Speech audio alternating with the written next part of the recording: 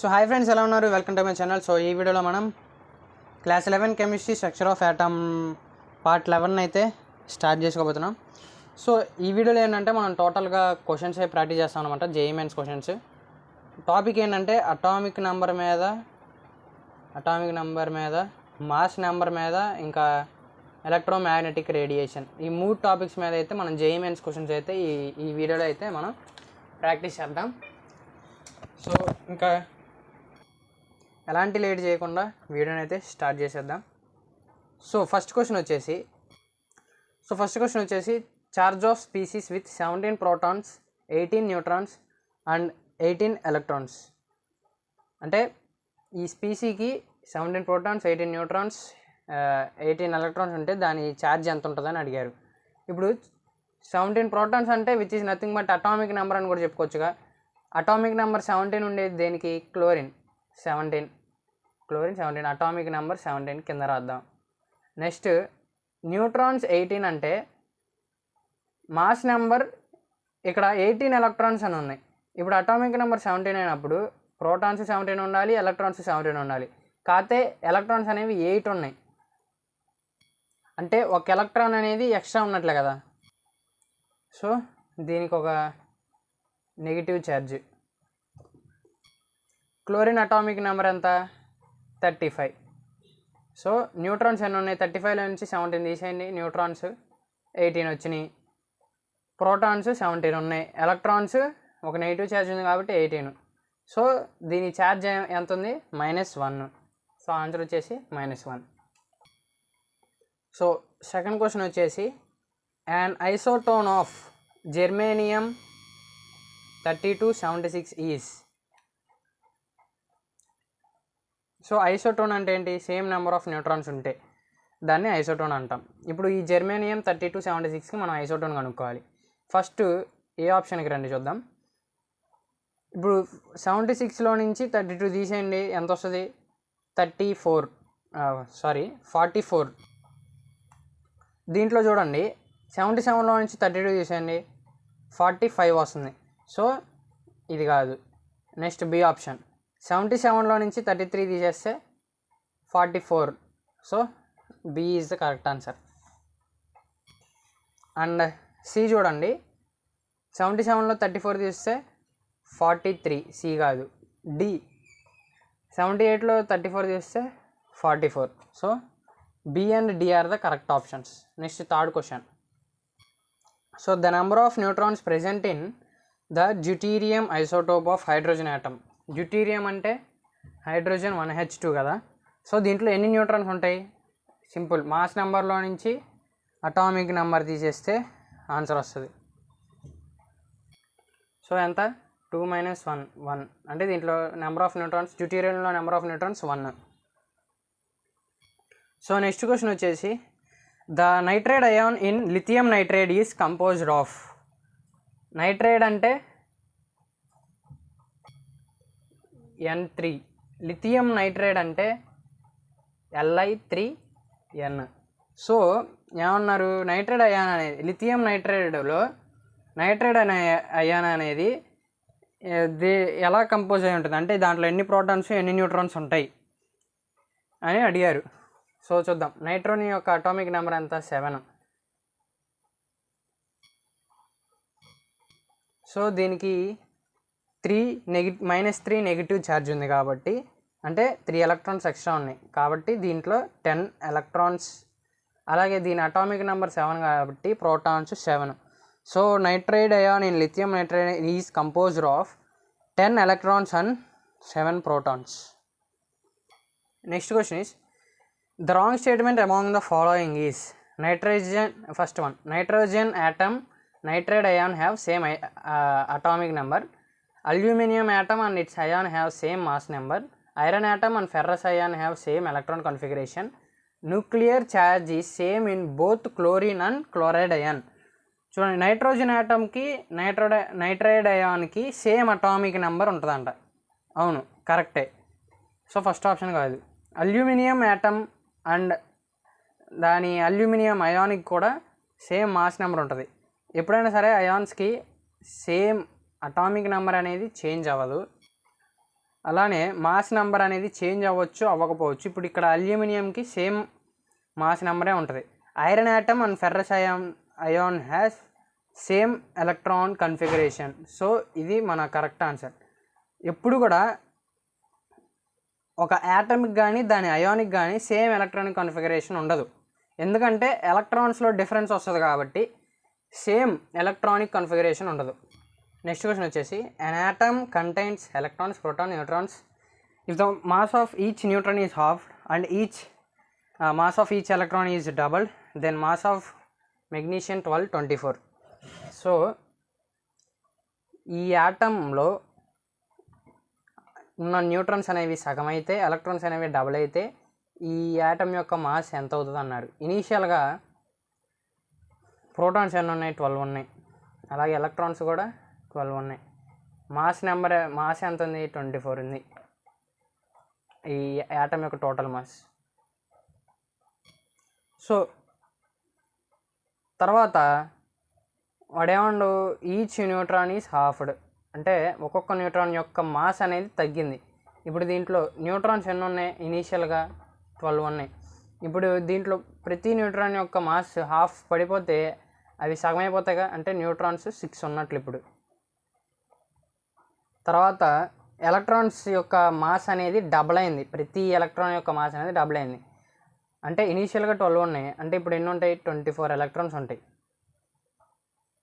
So ఇప్పుడు చూద్దాం. Electrons 24, number of electrons అంటే అటామిక్ నెంబర్ కదా 24. న్యూట్రాన్ 6 రావాలంటే మాస్ ఎంత ఉండాలి? 18. మాస్ 18 ఉంటే 18లో 24 చేస్తే 6 న్యూట్రాన్స్ వస్తాయి. అంటే ఇప్పుడు మాస్ నెంబర్ అనేది టోటల్గా 18 అయింది. ఎప్పుడు న్యూట్రాన్స్ అనేవి సగం అయితే ఎలక్ట్రాన్స్ అనేవి డబుల్ అవుతాయి. అదే న్యూట్రాన్స్ యొక్క మాస్ సగం అయ్యి ఎలక్ట్రాన్స్ యొక్క మాస్ డబుల్ అయితే ఈ యాటమ్ ఈ మాస్ 18 అయింది. అంటే 24లో 50% అంటే ఎంత? 12. 24లో సగం 12, ఈ 12లో సగం 6 అంటే 25% అంటే 6. ఆల్రెడీ 24 ఉంది మాస్, దీంట్లో 6 తగ్గిందంటే దీంట్లో 6 తగ్గినట్టే కదా, 18 ఉన్నట్లు అంటే మాస్ అంటే 25% అనేది తగ్గింది. Reduced to approximately reduced to 25% అనమాట మాస్. సో 4 ఎలక్ట్రోమాగ్నెటిక్ రేడియేషన్స్ ఇచ్చారు: visible light, IR light, UV light, microwaves.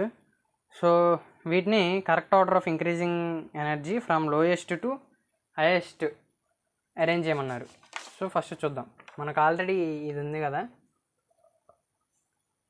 First from left to right దీనికి వేవ్ లెంత్ తక్కువ ఉంటుంది, అంటే ఎనర్జీ ఎక్కువ ఉంటుంది. వాడేమండు ఎనర్జీ అనేది తక్కువ నుంచి ఎక్కువకి ఆర్డర్ వైజ్గా పెట్టుకొని వెళ్ళమండు.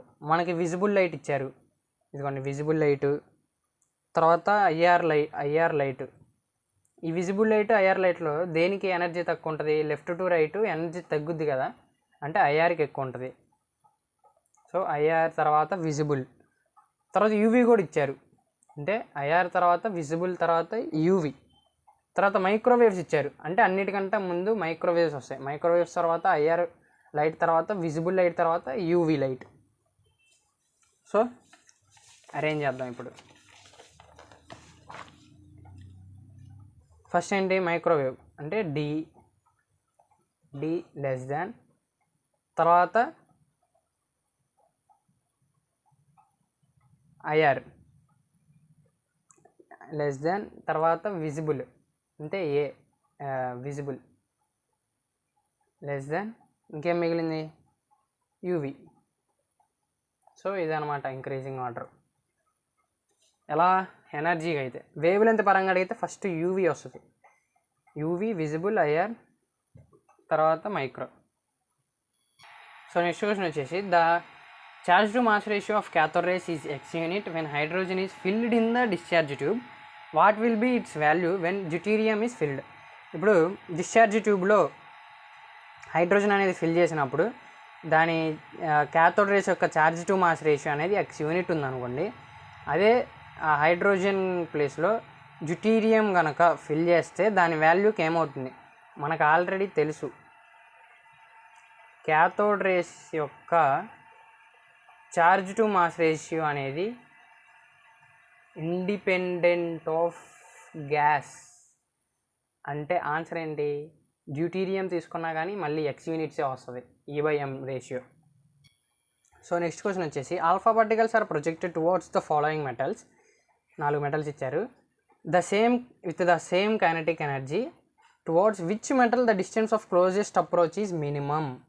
ఫస్ట్ మీకు ఈ క్వశ్చన్ అర్థం అవ్వాలంటే ఒక కాన్సెప్ట్ అర్థం అవ్వాలి. The distance of closest approach చాలా ఇంపార్టెంట్ కాన్సెప్ట్ ఇది. ఫస్ట్ ఈ కాన్సెప్ట్ తెలుసుకున్న తర్వాత మనం క్వశ్చన్లోకి వద్దాం. So distance of closest approach ఏంటి? డిస్టెన్స్ ఆఫ్ క్లోజెస్ట్ అప్రోచ్ అంటే ఇప్పుడు ఫర్ ఎగ్జాంపుల్ ఇది న్యూక్లియస్ అనుకోండి, యాటమ్ న్యూక్లియస్. ఎక్కడి నుంచి ఆల్ఫా పార్టికల్స్ వస్తున్నాయి. ఆల్ఫా పార్టికల్స్ సమ్ ఇన్ఫినిటీ నుంచి వస్తున్నాయి అనుకోండి, ఇలా వెళ్తాయి. న్యూక్లియస్ స్ట్రైట్ లైన్గా వెళ్తాయి ఆల్ఫా పార్టికల్స్. ఇలా వెళ్ళి ఒక దగ్గర ఆగిపోతాయి. ఎందుకంటే న్యూక్లియస్లో ప్రోటాన్స్ ఉంటాయి కదా, ఆల్ఫా పార్టికల్స్ అనేవి పాజిటివ్ ఛార్జ్. న్యూక్లియస్లో కూడా ప్రోటాన్స్ ఉంటాయి, అవి పాజిటివ్ ఛార్జే. వాటికి కొంత ఎనర్జీ ఉంటుంది కదా, అవి రానివ్వవు. అంటే ఫర్ ఎగ్జాంపుల్ ఈ ఆల్ఫా పార్టికల్స్ అనేవి ఒక 80 న్యూటన్స్ స్పీడ్తో వస్తుంది అనుకోండి, 80 న్యూటన్స్ స్పీడ్తో. ఈ న్యూక్లియస్లో ఉండే పవర్ అనేది 20 న్యూటన్స్ ఉంది ఎనర్జీ. సో ఇక్కడికి రాగానే ఈ ఆల్ఫా పార్టికల్స్ యొక్క ఎనర్జీ 80 న్యూటన్స్, ఇక్కడికి రాగానే 60 అయిపోయింది, ఇక్కడికి రాగానే 40 అయిపోయింది, ఇక్కడికి రాగానే 20 అయిపోయింది. 20 అంటే 2 ఈక్వల్గా ఉన్నాయి నెట్ ఫోర్సెస్. అప్పుడు అది అక్కడే ఆగిపోద్ది కదా, కదలదు. సో ఎక్కడైతే ఆగిందో ఇక్కడ నుండి ఆ న్యూక్లియస్కి ఉండే డిస్టెన్స్ని డిస్టెన్స్ ఆఫ్ క్లోజెస్ట్ అప్రోచ్ R0తో డినోట్ చేస్తారు. ఇక్కడ 80 న్యూటన్ 20 న్యూటన్ అలా చెప్పం మనం ఎనర్జీని, కదా మీకు అర్థం అవ్వాలని అలా చెప్పా. సో ఇన్ఫినిటీ నుంచి వస్తుంది కాబట్టి దీనికి పొటెన్షియల్ ఎనర్జీ అనేది 0. ఏదైనా సరే ఇన్ఫినిటీ నుంచి వస్తుందంటే దానికి పొటెన్షియల్ ఎనర్జీ అనేది 0 ఉంటుంది. కైనెటిక్ ఎనర్జీ అది ఇన్ఫినిటీ నుంచి వస్తుంది కదా, అక్కడ ఆగలేదు కదా, వస్తుంది కాబట్టి కైనెటిక్ ఎనర్జీకి ఈజ్ నాట్ ఈక్వల్ టు 0. అంటే దానికి ఎంతో కొంత ఉంటుంది ఎనర్జీ, ఎంతో చెప్పకుండా ఎంతో మనకు అవసరం లేదు. ఎందుకంటే మనం ఫస్ట్ ఫార్ములా డిరైవ్ చేద్దాం, దాని తర్వాత కాన్సెప్ట్ అర్థమయ్యాక క్వశ్చన్లోకి వెళ్దాం. తర్వాత ఇక్కడికి వచ్చింది distance of closest approach point దగ్గరకు వచ్చింది. ఇక్కడ పొటెన్షియల్ ఎనర్జీ ఎంత అంటే నాట్ ఈక్వల్ టు 0. ఎందుకు? దీనికి సమ్ ఎనర్జీ ఉంది. న్యూక్లియస్ నుంచి పొటెన్షియల్ ఎనర్జీ అనేది, ఆ న్యూక్లియస్లో ఉండే పొటెన్షియల్ ఎనర్జీ అనేది ఇది రాకుండా రిపల్ చేస్తుంది. ఈ ఆల్ఫా పార్టికల్ పాజిటివ్ కాబట్టి ఈ న్యూక్లియస్లో ఉండే ప్రోటాన్స్ దాని పొటెన్షియల్ ఎనర్జీతో వీటిని రిపల్ చేస్తుంది. ఇది ఎక్కడే అయింది అంటే దానికి కొంత పొటెన్షియల్ ఎనర్జీ ఉన్నట్టేగా. కైనెటిక్ ఎనర్జీ అంటే అది మూవ్ అవ్వట్లేదు కాబట్టి 0. ఇప్పుడు మనకు తెలుసు total energy equals to potential energy plus kinetic energy. ఇప్పుడు ఇక్కడ టోటల్ ఎనర్జీ అంటే ఎంత? Potential energy plus kinetic energy. అయితే ఇక్కడ ఇంకో పాయింట్ ఏంటంటే ఎనర్జీ అనేది వేస్ట్ అవ్వలేదు. అంటే ఇక్కడ ఎంత ఎనర్జీ ఉందో ఇక్కడ అంత ఎనర్జీ ఉంది. అంటే ఇక్కడ స్పీడ్కి స్టార్ట్ అయ్యి ఇక్కడ స్లో అయ్యి ఇక్కడ ఆగిపోయింది కదా అని అంటారు. అంటే ఇప్పుడు పొటెన్షియల్ ఎనర్జీ ఇక్కడ 0 ఉంది, కైనెటిక్ ఎనర్జీ ఇక్కడ not equal to 0. Some kinetic energy ఉంది, అది ఇక్కడ నుంచి వస్తున్నప్పుడు కైనెటిక్ ఎనర్జీ 0 అయ్యి ఈ కైనెటిక్ ఎనర్జీ ఇక్కడ పొటెన్షియల్ ఎనర్జీగా మారి ఇక్కడ ఆగిపోయింది. అంటే మనకు తెలుసు conservation of energy. Conservation of energy neither be created nor be destroyed but transmitted from one form to another. ఇప్పుడు ఇక్కడ కైనెటిక్ ఎనర్జీ నుంచి ఇక్కడ రాగానే ఇది పొటెన్షియల్ ఎనర్జీలోకి కన్వర్ట్ అయింది. అది ఇప్పుడు ఫర్ ఎగ్జాంపుల్ స్టార్ట్ అయింది ఇక్కడ R అనుకుందాం, ఎండ్ అయింది ఇక్కడ Q అనుకుందాం. ఈ R పాయింట్ దగ్గర టోటల్ ఎనర్జీ ఎంత? Potential energy plus kinetic energy అంటే potential energy 0 plus kinetic energy. Q దగ్గర టోటల్ ఎనర్జీ ఎంత? పొటెన్షియల్ ఎనర్జీ ఉంది ప్లస్ కైనెటిక్ ఎనర్జీ 0. దీన్ని బట్టి మనం ఏం చెప్పొచ్చు? ఇక్కడ టోటల్ ఎనర్జీ అంటే ఈ ఆర్ ప్లస్ క్యూఏ కదా, అంటే ఆర్ ప్లస్ క్యూ అంటే potential energy plus kinetic energy వస్తుంది. అయితే ఇక్కడ మనం ఇంకో పాయింట్ ఏంటంటే ఈ ఆర్ దగ్గర ఉన్న టోటల్ ఎనర్జీ ఈ క్యూ దగ్గర ఉన్న టోటల్ ఎనర్జీకి ఈక్వల్ అయింది. అంటే ఇక్కడ ఎంత ఎనర్జీ ఉందో అక్కడ అంత ఎనర్జీ ఉంది. కాకపోతే ఎనర్జీ అనేది కైనెటిక్ ఎనర్జీ నుంచి పొటెన్షియల్ ఎనర్జీగా చేంజ్ అయింది అంతే, కానీ ఎనర్జీ మాత్రం సేమ్. సో దీన్ని బట్టి ఏం రాసుకోవచ్చు మనం, ఇక్కడ కైనెటిక్ ఎనర్జీ ఉంది కాబట్టి kinetic energy equals potential energy. Kinetic energy formula ఏంటి, హాఫ్ mv². ఇక్కడ మనం కైనెటిక్ ఎనర్జీ దేనికి ఉంది, ఆల్ఫా పార్టికల్స్కి ఉంది, అంటే half m⁴ v² alpha equals potential energy formula k q1 q2/r. ఈ ఆర్ అంటే ఈ distance of closest approach, r0 అని చెప్పా కదా అది. సో Q1 అంటే ఆల్ఫా పార్టికల్స్కి ఉన్న ఎనర్జీ, Q2 అంటే ఈ న్యూక్లియస్లో ఉన్న ఎనర్జీ. మనకి ఈ న్యూక్లియస్లో ఉన్న ఎనర్జీ ఎంతో తెలియదు. న్యూక్లియస్లో ఎన్ని ప్రోటాన్స్ ఉంటే అదే కదా దాని ఎనర్జీ. అంటే ఎన్ని ప్రోటాన్స్ అంటే నెంబర్ ఆఫ్ ప్రోటాన్స్ అంటే నెంబర్ ఆఫ్ అటామిక్ నెంబర్ అని చెప్పుకోవచ్చు. ఆల్ఫా పార్టికల్స్ అంటే హీలియం +2, ఎంత 2 ఎలక్ట్రాన్ ఛార్జ్ ఉంది దానికి, అంటే Q1 equals to 2 electron charge, Q2 equals to z electron charge.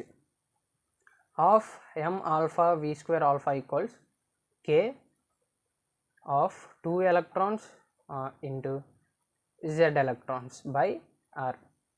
ఈ ఆర్ని ఇడితే అండి హాఫ్ mv² ఇటు వెళ్తుంది, 2 పైకి వెళ్తుంది కాబట్టి r ఈక్వల్స్ ఈ 2 × 2 4 kZe electron square by m⁴ v² alpha. So ఇది డిస్టెన్స్ ఆఫ్ క్లోజెస్ట్ అప్రోచ్ కనుక్కోవడానికి ఫార్ములా. అయితే ఈ 4 కాన్స్టెంట్ ఉంటుంది, k కాన్స్టెంట్గా ఉంటుంది, ఈ z ఎలక్ట్రాన్స్ చేంజ్ అవుద్ది, m⁴ ఈ మాస్ అనేది కూడా కాన్స్టెంట్గా ఉంటుంది కాబట్టి వెలాసిటీ అనేది చేంజ్ అవుతుంది. అంటే ఎంత వెలాసిటీతో వస్తుంది అనేది చేంజ్ అవుద్దిగా. ఈ z అంటే ఇక్కడ న్యూక్లియస్లో డిఫరెంట్ ఆటమ్ తీసుకోండి, అప్పుడు ప్రోటాన్స్ చేంజ్ వస్తాయిగా. సో ఇప్పుడు మనం r is directly proportional to z/v² అని చెప్పొచ్చు. అంటే ఏంటి, first r is directly proportional to z. అంటే ఇక్కడ ఎక్కువ ప్రోటాన్స్ ఉన్నాయి అనుకోండి న్యూక్లియస్లో, క్లోజెస్ట్ అప్రోచ్ అనేది అంటే అంత రిపల్ చేస్తుంది కాబట్టి అంత దూరంగా వెళ్తుంది, అంత దూరంగా వెళ్ళి ఆగిద్ది, అంటే అంత ఎక్కువ డిస్టెన్స్ ఉంటుంది. అదే ఇక్కడ తక్కువ ప్రోటాన్స్ ఉన్నాయి అనుకోండి, రిపల్ తక్కువ ఉంటుంది కాబట్టి ఈ ఆల్ఫా పార్టికల్స్ అనేవి దగ్గరకు వచ్చి ఆగుతాయి, అంటే closest distance of closest approach అనేది తక్కువ ఉంటుంది. సో అది. Next r is inversely proportional to velocity. For example ఎక్కువ స్పీడ్తో ఆల్ఫా పార్టికల్స్ వస్తున్నాయి, చాలా ఎక్కువ స్పీడ్తో ఆల్ఫా పార్టికల్స్ వస్తున్నాయి. అప్పుడు ఇన్నిట్లో ప్రోటాన్స్ ఉంటాయి కదా, ఆ ప్రోటాన్స్ ఈ ఎక్కువ స్పీడ్తో వస్తున్నాయి కాబట్టి ఇవి ఆపలేవు. అంటే డిస్టెన్స్ ఆఫ్ క్లోజెస్ట్ అప్రోచ్ అనేది ఈ ఆల్ఫా పార్టికల్స్ ఇలా వెళ్ళిపోతాయి, తక్కువ ఉంటుంది. అదే తక్కువ స్పీడ్తో వస్తున్నాయి అనుకోండి ఈ ఆల్ఫా పార్టికల్స్, ఈ ప్రోటాన్స్ అనేవి వాటికి కొంచెం అవి రిపల్ చేయగలుగుతాయి ఎక్కువ, అంటే దూరంగా వెళ్ళి ఇవి ఎక్కువ దూరంలో ఇలా ఆగుతాయి. అంటే డిస్టెన్స్ ఆఫ్ క్లోజెస్ట్ అప్రోచ్ అనేది ఎక్కువ ఉంటుంది. వెలాసిటీ ఎక్కువ ఉంటే డిస్టెన్స్ ఆఫ్ క్లోజెస్ట్ అప్రోచ్ తక్కువ ఉంటుంది, వెలాసిటీ తక్కువ ఉంటే డిస్టెన్స్ ఆఫ్ క్లోజెస్ట్ అప్రోచ్ ఎక్కువ ఉంటుంది. అదే నెంబర్ ఆఫ్ ప్రోటాన్స్ ఎక్కువ ఉంటే డిస్టెన్స్ ఆఫ్ క్లోజెస్ట్ అప్రోచ్ కూడా ఎక్కువ ఉంటుంది, నెంబర్ ఆఫ్ ప్రోటాన్స్ తక్కువ ఉంటే డిస్టెన్స్ ఆఫ్ క్లోజెస్ట్ అప్రోచ్ కూడా తక్కువ ఉంటుంది. ఇప్పుడు ఒక ఆప్షన్ ఇచ్చాడు, కాపర్ అటామిక్ నెంబర్ 29 అంటే దాంట్లో 29 ప్రోటాన్స్ ఉన్నట్టేగా. ఇక్కడ 47 ప్రోటాన్స్ ఉన్నాయి, ఇక్కడ 79 ప్రోటాన్స్, ఇక్కడ 20 ప్రోటాన్స్. వాడు ఏమన్నంటే distance of closest approach is minimum, తక్కువ దేనికి ఉంటుంది అంటే తక్కువ ప్రోటాన్స్ ఉంటే తక్కువ డిస్టెన్స్ ఆఫ్ క్లోజెస్ట్ అప్రోచ్గా, ఎక్కువ ప్రోటాన్స్ ఉంటే డిస్టెన్స్ ఆఫ్ క్లోజెస్ట్ అప్రోచ్ అనేది మ్యాక్సిమం ఉంటుంది. అంటే ఆన్సర్ ఏంటి, డి. అన్నింటిలో తక్కువ ప్రోటాన్స్ ఉంది కాల్షియంలో కాబట్టి. So which of the following nuclear reactions will generate and isotope. Isotope అంటే టాప్సల్ డిఫరెన్స్, అంటే మాస్ నెంబర్లో డిఫరెన్స్. ఆప్షన్స్ ఇచ్చాను, నేను రాయట్లా, చెప్తా వినండి. Neutron particle emission, second option positron emission, third option alpha particle emission, fourth option beta particle emission. మీరు ఏ question అయినా నేను చెప్పిన ప్రతి క్వశ్చన్కి కూడా పాజ్ చేసి ఆన్సర్ చేయడానికి ట్రై చేయండి. దాని తర్వాత మీ ఆన్సర్ కరెక్టా కదా చెక్ చేసుకోండి. అప్పుడు మీకు ఎంత వచ్చిందో తెలుస్తుంది ఒకవేళ మీరు మిస్టేక్ చేస్తే. అటామిక్ నెంబర్లో డిఫరెన్స్ అంటే ఇప్పుడు for example hydrogen, deuterium, tritium తీసుకోండి, ప్రోటియం, డ్యూటీరియం, ట్రిటియం. వీటిలో అటామిక్ ఇది మాస్ నెంబర్ డిఫరెన్స్ ఉందంటే ఈ 3 ఐసోటోప్సేగా. అంటే న్యూట్రాన్స్లో కూడా డిఫరెన్స్ ఉంది చూడండి. ఇందులో ఇప్పుడు ఈ ట్రిటియం తీసుకోండి, ఈ ట్రిటియంలో ఒక న్యూట్రాన్ తీసేయండి, అప్పుడు ఇది దీనిలాగా కన్వర్ట్ అయ్యిద్దిగా డ్యూటీరియం లాగా. దీంట్లో ఇంకొక న్యూట్రాన్ తీసేయండి, అప్పుడు ఇది దీనిలాగా ప్రోటియం లాగా కన్వర్ట్ అయ్యిద్దిగా. అంటే ఈ 3 కూడా ఐసోటోప్సేగా. అంటే neutron particle emission, neutron particle emission అంటే న్యూట్రాన్ బయటికి తీసేయడం అంతే. న్యూట్రాన్స్ తీస్తే న్యూట్రాన్ పార్టికల్ ఎమిషన్ వల్లే ఐసోటోప్స్ని ఫామ్ చేయొచ్చు. సో నెక్స్ట్ క్వశ్చన్ వచ్చేసి chlorine exists in 2 forms, chlorine 37, chlorine 35, but its atomic mass is 35.5. This indicates the ratio of chlorine 37 and chlorine 35 is approximately. So వాడు మనకి క్లోరిన్ ఈ 2 రకాలకు consist అయి ఉంటుందని చెప్పాడు. దాని అటామిక్ మాస్ ఇచ్చాడు. దీన్ని బట్టి మనం రేషియో కనుక్కోవాలి. రేషియో కనుక్కోవాలంటే సింపుల్ ఏం లేదు, అటామిక్ మాస్ ఇచ్చాడు కదా 35.5, దాంట్లో నుంచి వాడు ఇచ్చిన ఈ 2 ఉన్నాయి కదా అవి తీసేయండి. ఇప్పుడు 35.5లో 37 తీసేస్తే ఎంత 1.5, 35.5లో 35 చేస్తే 0.5. ఇప్పుడు ఇది బై ఇదేయండి, 1.5 బై 0.5 ఎంత 5 3 15, 3/1, 3:1 is the correct answer. So అలా సింపుల్గా చేసేయచ్చు మనల్ని రేషియో అడిగితే. So 6th question, the energy of photon of light having frequency 3 × 10⁻15 second inverse. So 3 × 10⁻15 second inverse frequency కలిగిన ఫోటాన్ యొక్క ఎనర్జీ కనుక్కోమన్నారు. మన ఎనర్జీ కనుక్కోవాలంటే ఫార్ములా E=hν. ఫ్రీక్వెన్సీ ఇచ్చారు, E=h అంటే ప్లాంక్స్ కాన్స్టెంట్ 6.626 × 10⁻34 ఇంటూ ఫ్రీక్వెన్సీ అంత ఇచ్చారు 3 × 10⁻15, 6.6 × 3 19.9 ఇంటూ -34 + 35 అంటే ఎంత -10⁻−19. ఇప్పుడు ఒక పాయింట్ ఇటుదండి 1.9 ఇంటూ 10⁻−18 జూల్స్. సో ఇది correct answer. Next 14th question. So next question వచ్చేసి if the wave length of green light is about 5000 angstroms then the frequency of its wave is. వాడు మనకి వేవ్ లెంత్ ఇచ్చాడు, frequency కనుక్కోమన్నాడు. అంటే frequency కనుక్కోవాలంటే formula ఏంటి, ν = c/λ. ν c అంటే 3 × 10⁸ metres per second by 5000 into ఆమ్స్టర్మ్స్ని మీటర్లో కన్వర్ట్ చేయాలి, 10⁻−10 మీటర్స్. సో ఈ 3 5000లో పోదు కదా. సో ఈ 3ని ఏం చేస్తారంటే 30,000 రాయండి. 30,000 అంటే 4 zeros పెట్టారు కాబట్టి ఇక్కడ పవర్లో 4 పోద్ది, 10⁻4 మీటర్స్ బై 5000 ఇంటూ 10⁻−10 మీటర్స్. ఈ 30,000 అనేది 5000లో 6 times పోద్ది. 6 ఇంటూ 10⁻−10 అటు పోతే +10 అంటే 10⁻14 seconds.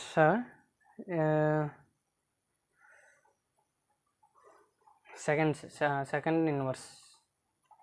So this is the correct answer. Next question. So next question వచ్చేసి ratio of energies of two different radiations whose frequencies are 3 into 10 power 14 hertz and 5 into 10 power 14 hertz. మనకి energies యొక్క ratio కావాలంటే E1/E2 equals nu1/nu2. Frequency ఇచ్చారు. E1/E2 అంటే nu1/nu2 అంటే 3 into 10 power 14 by 5 into 10 power 14. 10 power 14 10 power 14 పోతాయి. 3/5 అంటే 3:5 is the correct answer. So next question వచ్చేసి which of the following frequency of radiation has a wave length of 600 nanometre. So frequency of radiation హెడ్స్లో చెప్పాలి. So మనకి frequency కావాలంటే c/λ. Frequency C అంటే 3 into 10 power 8 metres. 600 నానోమీటర్స్ని మీటర్లో convert చేస్తే 10 power -9 metres. So 3 అనేది 600లో పోదు కాబట్టి ఈ 3ని 30గా 600ని 6కి కన్వర్ట్ చేయండి.